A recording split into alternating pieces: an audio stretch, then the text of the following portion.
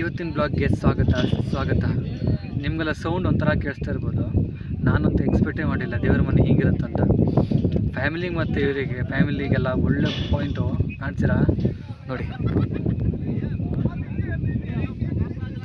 ಇದು ದೇವರ ಮನೆ. ಎಕ್ಸ್ಪೆಕ್ಟೇಷನ್ ಅಂತ ಇಟ್ಟಿರೋದಿಲ್ಲ ನೀವು, ಗ್ಯಾರಂಟಿ ಆ ಥರ ಇದೆ.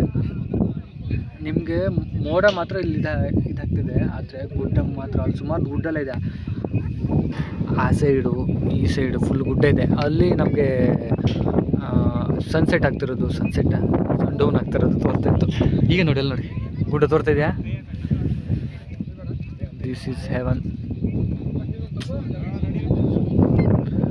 ನೀವು ಮಾತ್ರ ಈ ಪ್ಲೇಸನ್ನು ಮಿಸ್ ಮಾಡ್ಕೊಂಬೇಡಿ. ಮ್ಯಾಪಲ್ಲಿ ದೇವರ ಮನೆ ನೋಡಿದ್ರೆ ಸೀದಾ ಇಲ್ಲಿಗೆ ಬರುತ್ತೆ. ಆದರೆ ವೀಕೆಂಡಲ್ಲಿ ಬರೋದು ತುಂಬ ಕಡಿಮೆ ಮಾಡಿದ್ರೆ ಒಳ್ಳೆಯದು, ಯಾಕಂದರೆ ಸಿಗೋದಿಲ್ಲ. ನಾವು ಒಂಚೂರು ಲೇಟ್ ಆಯ್ತು ಬಂದು, ಆದರೆ ಪಾಯಿಂಟ್ ಮಾತ್ರ ಏನು ನೋಡಿ. ಒಂದು ಹೆವನ್ ತೋರಿಸ್ತೇನೆ, ತೋರ್ತಿದ್ಯಾ ಅಲ್ಲಿ ನೋಡಿ. ಈ ಥರ ಹೆವನ್ ಕಾಣಬೇಕಂದ್ರೆ ನೀವು ಬರಲೇಬೇಕು ದೇವ್ರ ಮನೆಗೆ.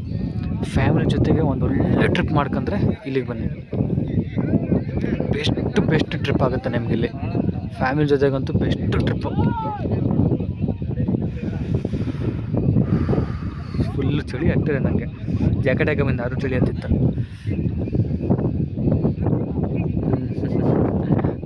ತಲೆ ಬಿಸಿ ಆಗ್ತಾ ಇರ್ಬೋದಲ್ಲ. ಈ ಥರ ಅಂತೂ ನಿಮ್ಗೆ ಸಿಗೋದಿಲ್ಲ. ಮಿಸ್ ಮಾಡ್ಕೊಂಬೇಡಿ. ಫ್ಯಾಮಿಲಿ ಜೊತೆ ಬನ್ನಿ. ಕುಂದಾಪುರದಿಂದ ಬರೋದಾದ್ರೆ ಒಂದಿಷ್ಟು 170 ಕಿಲೋಮೀಟ್ರ್ ಆಗುತ್ತೆ. ಆದರೆ ಈ ಪ್ಲೇಸನ್ನು ವಾವ್, ಸೂಪರ್ ಅಂದರೆ ಸೂಪರ್ ನೋಡಿ. ಈಗ ಕ್ಲಿಯರ್ ಆಯಿತು, ತೋರಿಸ್ತೇನೆ ನೋಡಿ.